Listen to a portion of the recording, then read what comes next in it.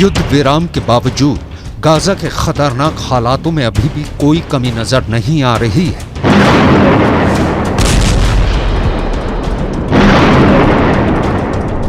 सबसे पहली बात तो ये कि इजराइल ने साफ कर दिया है कि युद्ध विराम का मतलब ये बिल्कुल भी नहीं है कि इजराइल की सेना गाजा पट्टी से पीछे हट रही है, बल्कि युद्ध विराम के समय का इस्तेमाल इजराइल की सेना गाजा पट्टी के अंदर अपनी जड़ों को और गहरा करने में कर रही है। फिलिस्तीन के अखबारों के मुताबिक गाजा पट्टी के अंदर इजराइल ने जैसे ही युद्ध विराम के प्रस्ताव को स्वीकार किया, वैसे ही अचानक हमले बहुत तेज कर दिए।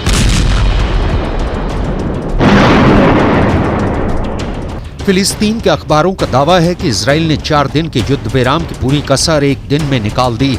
युद्ध विराम के ठीक पहले सबसे बड़ा हमला रफा इलाके में हुआ है। रफा इलाका गाजा पट्टी के दक्षिणी हिस्से में है। यह भी एक बहुत बड़ा शरणार्थी कैंप है और यहाँ पर हजारों की संख्या में फिलिस्तीनी शरणार्थी रहते हैं। दक्षिणी गाजा के इस रफा इलाके में उत्तर गाजा से लाखों की संख्या में फिलिस्तीनी भाग कर आ गए हैं। ऐसी स्थिति में रफा का जनसंख्या घनत्व बहुत ज्यादा बढ़ चुका है और इतने खतरनाक हालातों में इजराइल के लड़ाकू विमान यहाँ पर बहुत तगड़ी एयर स्ट्राइक कर चुके हैं।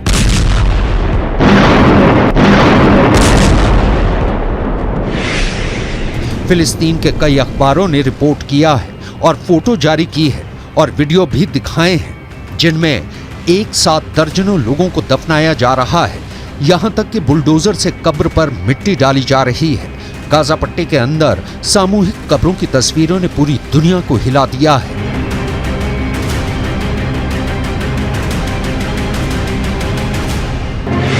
फिलिस्तीन के कुद्स न्यूज नेटवर्क ने कुछ ऐसे वीडियो पोस्ट किए हैं जो बहुत ज्यादा दिल दहला देने वाले हैं। वीडियो में दिखाया जा रहा है कि एक फिलिस्तीनी महिला अपने बच्चों के नाम पुकार रही है। मलबे के सामने खड़े होकर यह महिला अपने बच्चों को बुला रही है।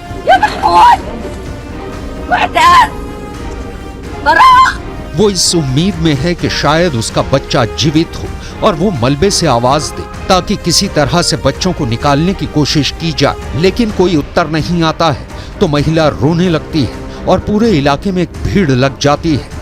गाजा का ऐसा बुरा हाल है और उस पर गाजा के अंदर बारिश भी शुरू हो चुकी है। एक ऐसा वीडियो सामने आया है जहां पर गाजा की एक नागरिक किसी तरह अपने आप को बारिश से बचाने की कोशिश कर रही है। ये लड़की रोते हुए नजर आ रही है। फिर भी इजराइल के प्रधानमंत्री बेन्यामिन नेतन्याहू सीज फायर बिल्कुल भी नहीं चाहते थे। इसका प्रमाण हमास के प्रवक्ता उसामा हमदान का बयान है। हमास ने कहा है कि 10 दिन पहले ही बंधकों की अदला बदली को लेकर शर्तें तय हो गई थी, लेकिन नेतन्याहू ने इसकी मंजूरी देने में 10 दिन लगा दिए। इतना ही नहीं, इजराइल इस कदर आक्रामक है कि इजराइल की डिफेंस फोर्स ने कहा है कि युद्ध विराम को मानना इजराइल के लिए कोई बाध्यता या कोई मजबूरी नहीं है और अगर ऐसी परिस्थितियों का निर्माण होता है जो कि इजराइल के खिलाफ हालात बनते हैं तो युद्ध विराम को किसी भी वक्त तोड़ा जा सकता है। युद्ध विराम के बावजूद अगर इस वक्त सबसे ज्यादा कोहराम कहीं मचा हुआ है तो वो गाजा पट्टी के 2 अस्पताल हैं। पहला तो इंडोनेशियाई अस्पताल और दूसरा अल शिफा अस्पताल। फिलिस्तीन के अखबारों का दावा है कि इंडोनेशियाई अस्पताल से 65 लाशें निकली हैं और सैकड़ों की संख्या में लोग यहां पर घायल हुए हैं। यही नहीं, इजराइल का दावा है कि अल शिफा अस्पताल के अंदर इस तरह की सुरंगों का नेटवर्क लगातार मिल रहा है।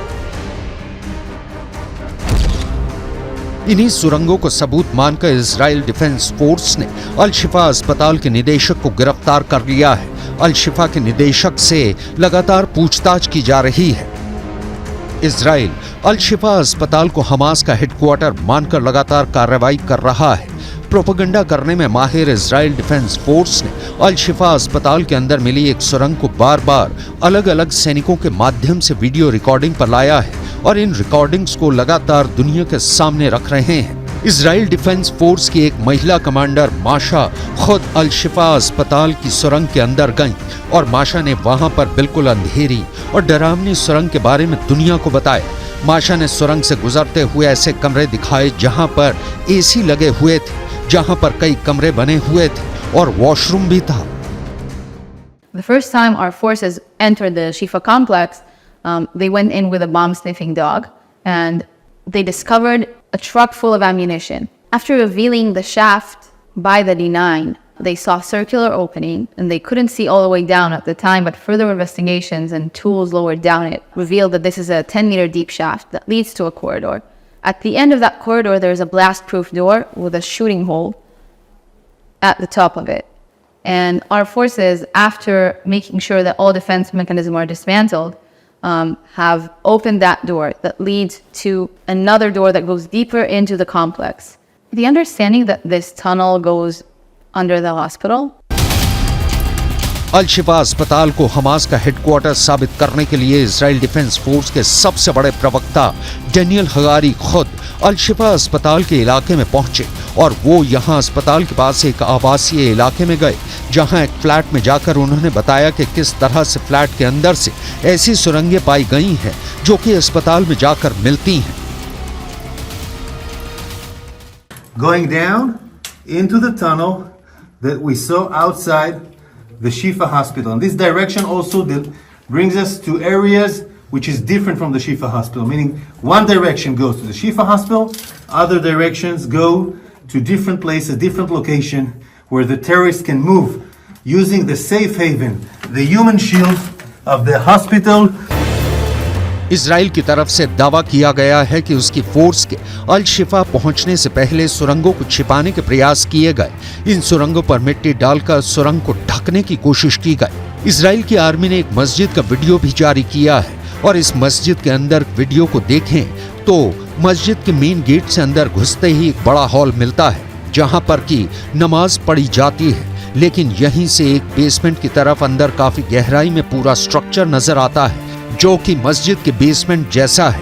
बेसमेंट के अंदर भी एक और सुरंग नजर आती है। बेसमेंट में एक कमरे में व्हाइट बोर्ड नजर आता है जिसे इजराइल ने हमास की रॉकेट लैब बताया है। गाजा पट्टी का एक और वीडियो वायरल हो रहा है जिसमें गाजा के समंदर के किनारों पर मलबों पर इजराइल के झंडे लगे हुए नजर आ रहे हैं। इजराइल ने बहुत ही रणनीति से अब इस बात का प्रचार करना शुरू किया है कि लेबनान बॉर्डर पर हिजबुल्लाह बहुत तेज हमले कर रहा है।